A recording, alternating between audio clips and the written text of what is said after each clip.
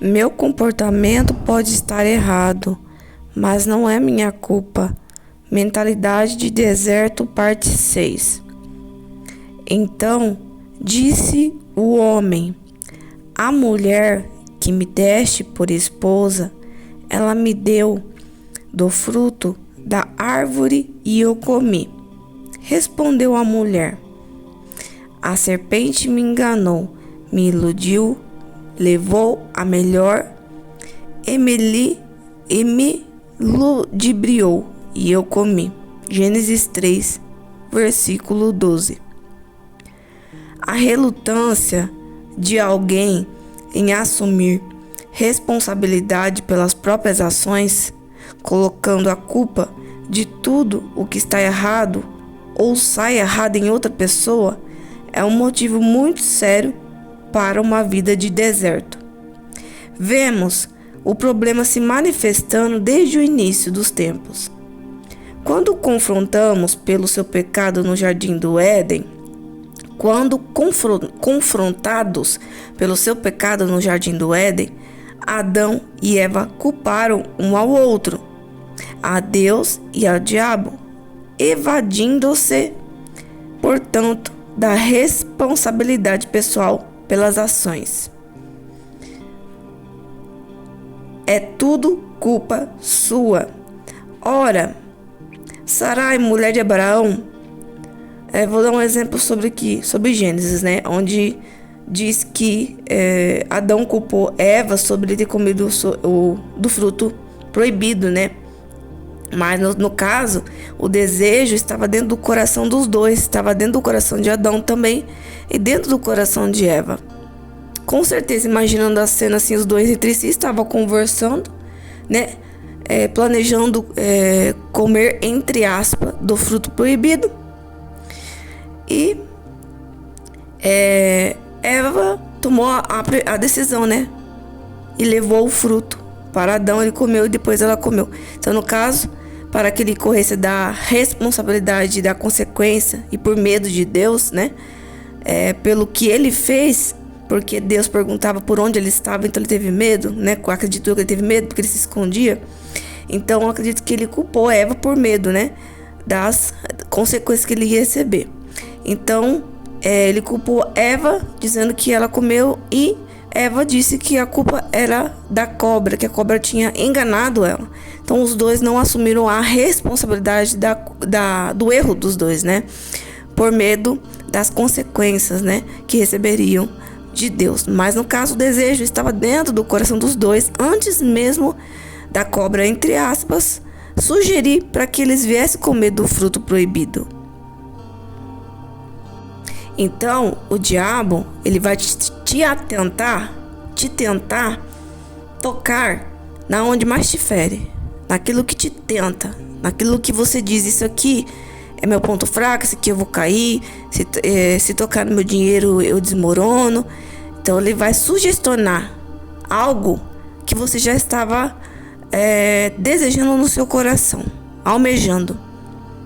Um pensamento que você teve. Às vezes você disse assim: nossa, eu precisava tanto desse sapato. Foi um pensamento, às vezes uma palavra, e de repente vem uma sugestão para você de alguém vendendo o mesmo sapato que você queria na promoção. Só que você, no momento sem dinheiro, você passa o cartão ou você faz uma dívida para poder pagar depois. Então aí você fica cheio de dívida e não consegue pagar, fica devendo, né? Com o nome sujo. Então o diabo faz assim: ele te tenta naquilo que faz você cair. Então é algo que já estava no seu coração, mas ele foi lá e sugestionou. Ele abriu as portas com mais facilidade, entre aspas, né? Ou mostrou que seria muito mais fácil, como aconteceu com Adão e Eva, né? Mas desse fruto não morrereis se comer, né? Deus não disse isso, né? O diabo sugestionando. Então, o fruto proibido, as pessoas têm várias interpretações, mas eu tenho a minha, que não é vídeo para hoje, enfim, mas é um fruto proibido.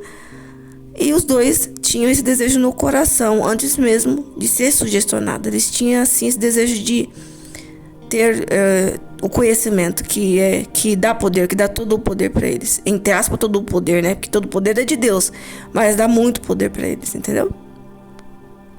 Porque pensando e analisando, quando você não quer alguma coisa, independente do que seja, não há ninguém nesse mundo que te convença ao contrário.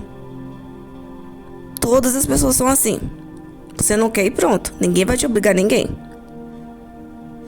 Então, se Adão e Eva não tivessem com esse desejo no coração, a sugestão que eles receberam não seria uma tentação para eles. Eles teriam forças para dizer: não, não quero, e eu escolho obedecer a Deus.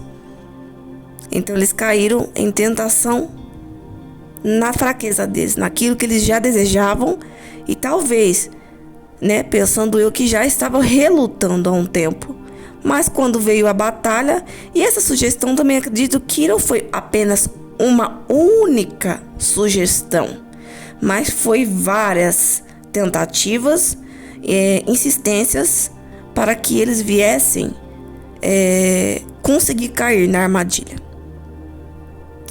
E essa insistência pode ser que seja situações, palavras que fizeram com que eles tivessem a certeza no coração. Porque o diabo vem com mentiras que parecem verdades e usam verdades para colocar dentro de mentiras e para parecer que é verdade e te convencer e falar: ué, mas não é mesmo? Não é isso que está acontecendo? E não é isso mesmo? E coloca fatos verdadeiros, às vezes histórias mentirosas. Então ele embola, faz um bolo ali.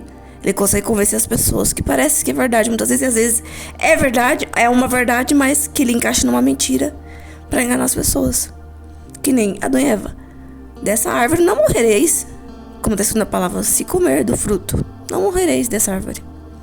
Então ele usou ali exemplos para convencê-los de algo que eles já desejavam. Então eles estavam com certeza como vou dizer, lutando nessa batalha para não cair em tentação, certeza. Mas as tentativas, os investimentos do inferno conseguiu com que convencesse eles a abrir o coração para a tentação e comer, entre aspas, do fruto, entre aspas, proibido, que eu acredito que não é um fruto, mas vamos dizer que é um fruto proibido, que dá o conhecimento, que dá o poder. Como eu disse, se eles não tivessem esse desejo no coração, esse pensamento, eles não cairiam em tentação. O diabo vai tentar naquilo que faz com que você venha cair. Aonde está o seu coração? É onde está o seu ouro. Está escrito na palavra. Então, o que está no primeiro lugar, né, no seu coração, é o seu Deus. É a sua idolatria. Se não for Deus que está acima, é idolatria. Como diz a palavra de Deus. Nada tem que estar acima. Nem a família, nem o amigo, nem o emprego, nem o dinheiro, nem as coisas dessa terra. Nada. Nem seus sonhos, seus objetivos, seu eu. Aquilo que você quer, seus sonhos.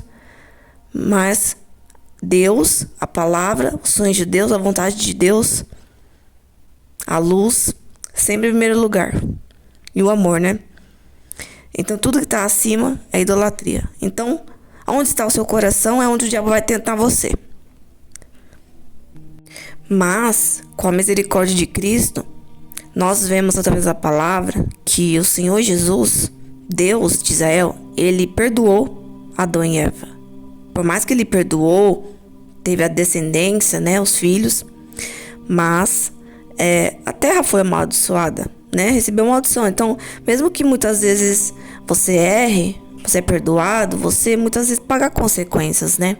Consequências inevitáveis. E é com elas que nós aprendemos a não errar mais, a evitar, né, andar nos caminhos tortos, errados, que não agrada a Deus, e evitar que venha maldições, que todo mal, todos os pecados, iniquidades sejam perdoadas no nome de Jesus e para a glória do nome dele, né?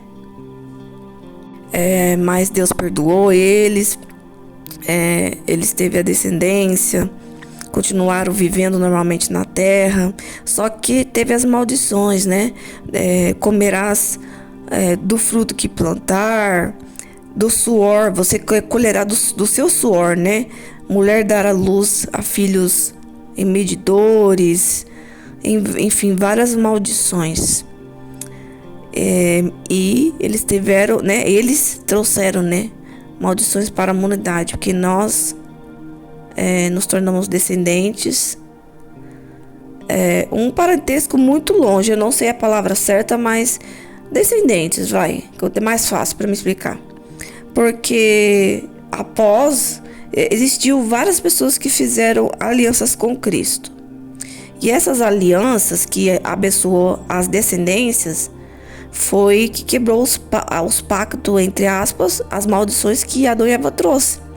Então a gente tem assim um grau parentesco de Adão e Eva, que ela é a mãe dos seres humanos, né? Entre aspas. Mas as pessoas que fizeram aliança de fidelidade com Deus e conseguiram abençoar a descendência foram as pessoas que quebraram ali um vínculo de maldições. Então nós temos graus parentesco com Adão e Eva, mas temos também com os pais da fé e também com o Senhor Jesus, que ele veio, morreu por nós e fez uma nova aliança conosco, né? No Novo Testamento, com o teu sangue, nos tornando filho. Então nós temos grau parentesco com essas pessoas, mas nós somos descendentes do Senhor Jesus Cristo.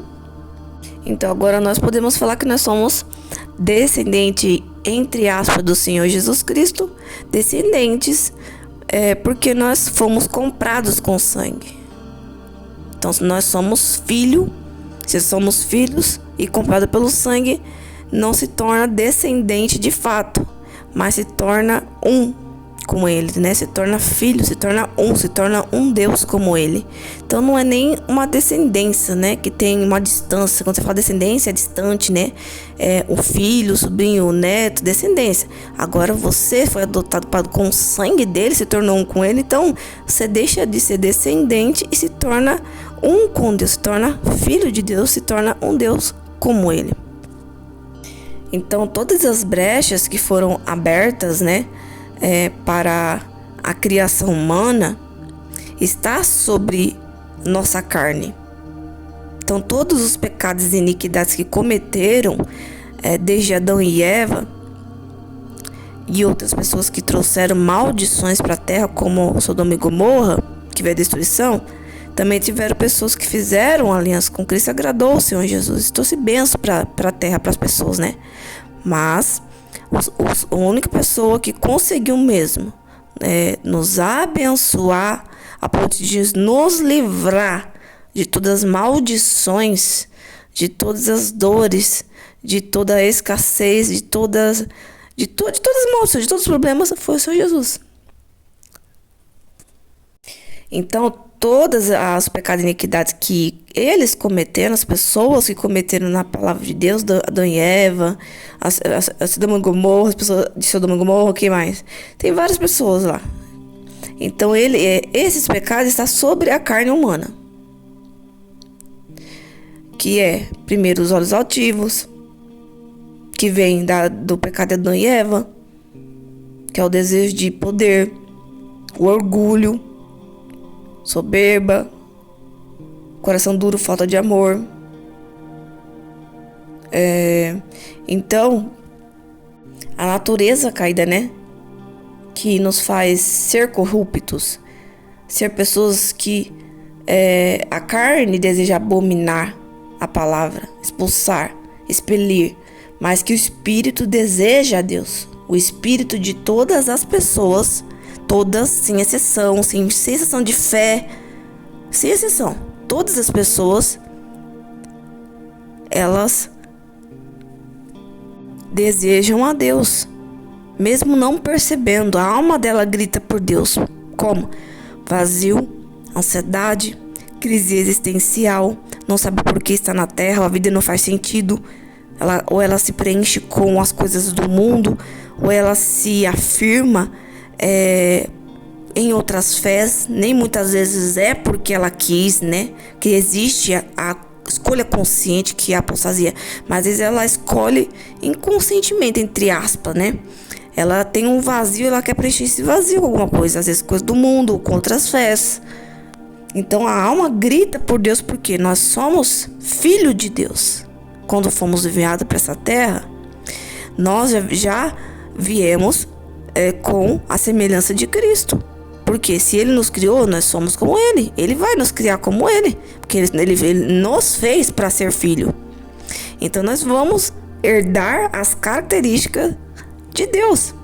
Então nós, como a palavra de Deus diz, que nós fomos criados para sermos reis como Deus.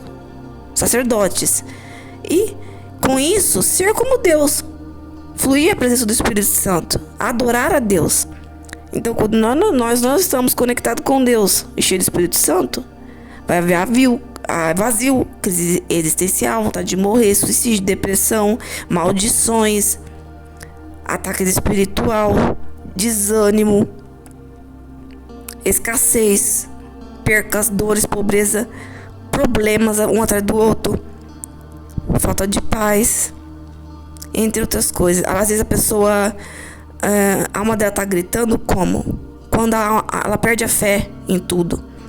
Quando ela morre espiritualmente. É a alma dela pedindo socorro. E muitas vezes o motivo que faz com que a pessoa perca a fé, existem várias causas. E uma das causas é porque ela perdeu tudo, perdeu a fé. Se frustrou, perdeu a fé. Às vezes perdeu alguém que ama muito, perdeu a fé. É tipo morte mesmo que eu falo. Às vezes ela escutou uma palavra muito dura de pessoas cristãs, perdeu a fé. Às vezes recebeu promessa, perdeu a fé. Às vezes ela é uma pessoa que teve um histórico de vida muito sofrido. Alguém que foi agredido fisicamente, verbalmente. Ela teve muita humilhação, muito desprezo, falta de amor. Então ela perde a fé, ela morre espiritualmente. Então ela não tem fé em Deus. Vai acreditar que Deus não existe pra ela viver essas coisas. E também existe o vazio. Tem pessoas que têm um vazio na alma e também isso faz com que ela não tenha fé em Deus. Eu falar, tô com um vazio na alma, por que eu tenho esse vazio na alma se Deus existe, né? As pessoas acham que Deus é a causa, é a culpa de tudo, né? Mas nem tudo Deus é o culpado, né? Algumas coisas são consequências do ser humano, algumas vezes é falta de conhecimento para você se aproximar de Deus. Às vezes são maldições que você herdou, às vezes os demônios ao redor, às vezes é o problema da vida mesmo, mas você tá sem sabedoria para lidar com os problemas, passar por cima. Então por isso que é bom estarmos perto de Cristo. Mesmo quando uma pessoa não tem consciência que é necessário estar perto de Cristo, Deus envia os seus anjos para soprar a verdade. Em algum momento ou outro, ela ouviu dentro do coração dela. Ela sentiu vontade de conhecer Deus, ela sentiu vontade de buscar Deus, ela ouviu a voz de Deus, a verdade, ou em uma música. Ela sentiu uma brisa diferente, a brisa que eu faço, um vento diferente, sim, uma paz, algo diferente. Mas ela não percebeu, passou batido, porque ela não conhece Deus e acaba que deixando batido, esquece. E o diabo, ele trabalha através disso. Deus tem todo o poder, Deus está acima de todas as coisas. Mas Deus permitiu com que os anjos caídos descessem com poder. E tudo para a glória do nome de Cristo. Porque Ele deixou o livre-arbítrio para que as pessoas que quisessem servir Ele viessem por amor e não por obrigação. Entendeu? Então tem pessoas que fazem escolha com consciência. E cada um tem o direito de escolher. Mas o final de todas as pessoas que escolhem não servir a Deus é o inferno. E o inferno não é algo bom, é como a palavra de Deus diz. É ranger de dentes. O diabo ali faz de tudo para matar a fé das pessoas. Então você precisa buscar meios através de Deus, Jesus Cristo, palavra de Deus, em ativar a sua fé. Para você conhecer a Deus, para você se encher, para a sua salvação eterna, para o seu bem, para a sua prosperidade, para a solução dos seus problemas. Seja no privado, na intimidade, na sua casa, na Bíblia, na oração. Ou, se necessário, porque é necessário você ir ter uma igreja Porque na igreja você vai ter lá um ambiente espiritual, angelical, cheio do Espírito Santo. Deus vai estar lá, os anjos vai estar lá. E o líder espiritual tem uma autoridade espiritual acima das pessoas. Então ele vai te ajudar a você a romper os bloqueios para você conseguir se conectar com Deus e avivar a sua fé. Então, por mais que Adão e Eva pecaram e outras pessoas trouxeram maldições para a humanidade, né, que está em nossa carne, quando a gente vive longe de Deus e se aflora, Deus veio, nos resgatou e Ele vivificou, né, a obra de Deus em nós, e nós fomos resgatados para o primeiro amor, né, o Jardim do Éden, para ser santo. Jardim do Éden no início, né, para sermos santos como Deus. Ele nos perdoou, somos perdoados por Cristo. Então basta você vir para crer e tomar posse disso, para você viver, ter uma vida de felicidade, porque a vontade de Deus é que você seja feliz nessa terra. É que você viva as promessas de Deus. E não somente isso, mas que você também viva o seu chamado, a missão que você tem aqui nessa terra. Quando muitas vezes você se sente um vazio, às vezes não é essas coisas que eu tô falando para vocês. Às vezes é um trauma que você teve, uma ferida, e às vezes é porque você não conseguiu encontrar a sua verdadeira identidade em Cristo, e porque você não assumiu o seu chamado. Então, quando você está posicionado na direção de Deus, você se sente vivo, respirando e tem gosto, prazer em viver. A vida faz sentido, tudo faz sentido. O Espírito Santo flui em você e esse vazio some. Existem casos e casos, histórias.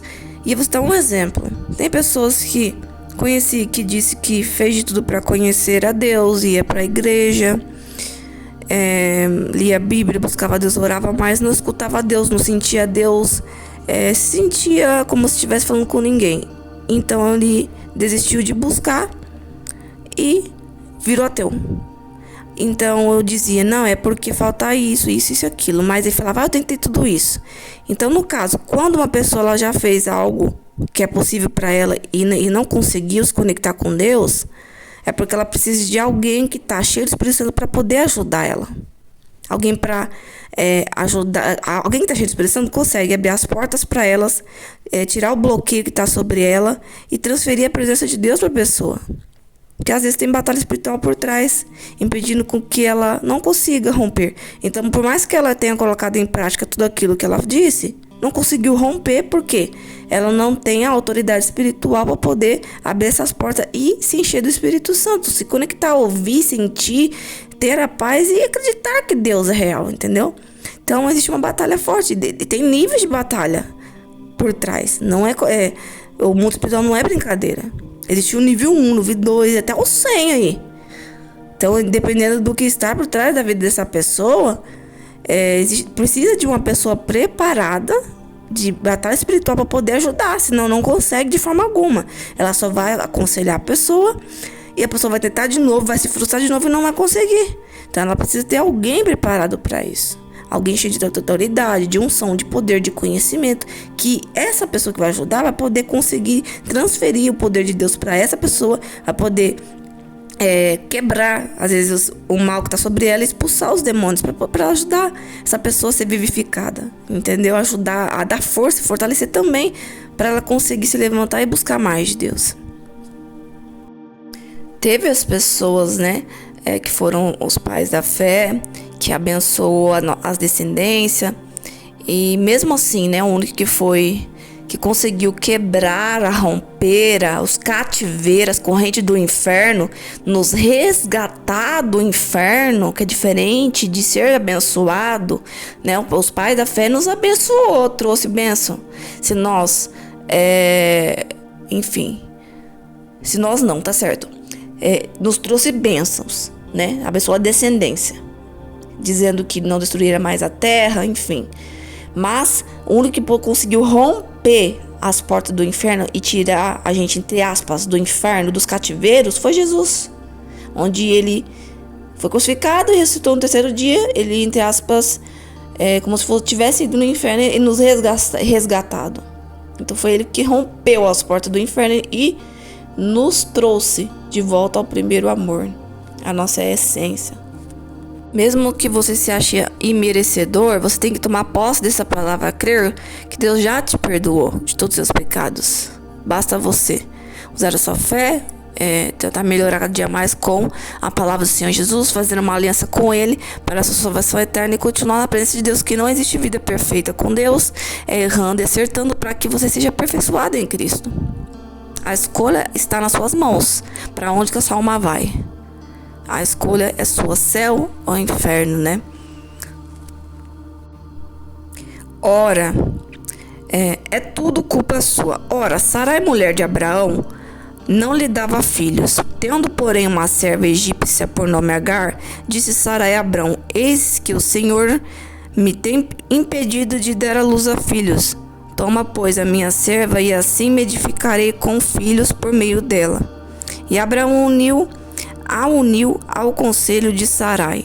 Então Sarai, mulher de Abraão, tomou Agar, a egípcia, sua serva, e deu por mulher a Abraão. Seu marido, depois de ter ele habitado por 10 anos na terra de Canaã, ele a possuiu e ela concebeu. Vendo ela que havia concebido, foi sua senhora por ela desprezada. Disse Sarai a Abraão: seja sobre ti a afronta que se me faz a mim. Eu te dei a minha serva para possuíres, e ela, porém, vendo que concebeu, desprezou-me. Julgue o Senhor entre mim e ti. Respondeu Abraão a Sarai: a tua serva está nas tuas mãos. Procede segundo melhor te parecer. Sarai humilhou-a, e ela fugiu da sua presença. Gênesis 16:1. A mesma cena representada por Adão e Eva é vista aqui. A disputa entre Abrão e Sara. Eles estavam cansados de esperar que Deus cumprisse sua promessa de uma criança nascida deles. Então apelaram para a carne e fizeram do jeito deles. Quando as coisas saíram erradas e começaram a causar problemas, eles começaram a culpar um ao outro. No passado, observei esse mesmo tipo de cena inúmeras vezes em meu próprio lar. Entre Dave e eu, parecia que estávamos continuamente nos evadindo dos problemas reais da vida, jamais querendo enfrentar a realidade. Recordo-me vivamente de ter orado para que Dave mudasse. Eu estava lendo a Bíblia e via mais e mais os defeitos dele e como ele precisava ser diferente. Enquanto orava, o Senhor falou comigo: Joyce, Dave não é o problema, você é o problema.